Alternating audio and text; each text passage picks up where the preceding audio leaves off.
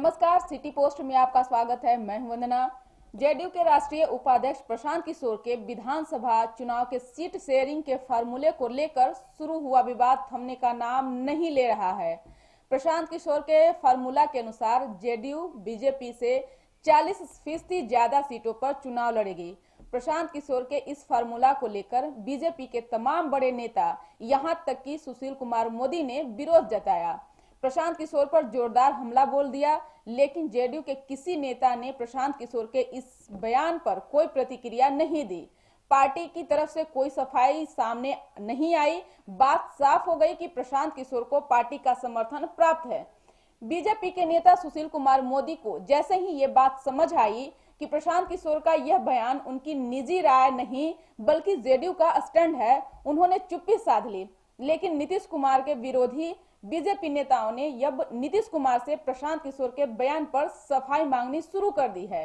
BJP के राज्यसभा सांसद गोपाल नारायण सिंह ने कहा कि सीट शेयरिंग के मामले में प्रशांत किशोर के बयान का जवाब नीतीश कुमार को देना चाहिए।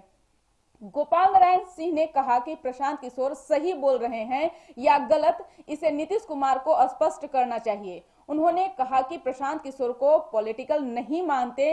राज्यसभा सांसद ने कहा कि प्रशांत किशोर के सीट शेयरिंग को लेकर दिए गए बयान पर जेडीयू के राष्ट्रीय अध्यक्ष को खुलकर बोलना चाहिए, क्योंकि उनका गठबंधन प्रशांत किशोर से नहीं बल्कि नीतीश कुमार और जेडीयू के साथ है। गोपाल नारायण सिंह ने कहा कि प्रशांत किशोर पिछले चुनाव का परिणाम के आधार पर सीट शेयरिंग की बात तो कर रहे हैं, लेकिन वो इस बात को कैसे भूल गए कि बीजेपी के 22 सांसद थे और जेडीयू के 2, फिर भी बीजेपी ने जेडीयू को लोकसभा की बराबरी सीटें दी।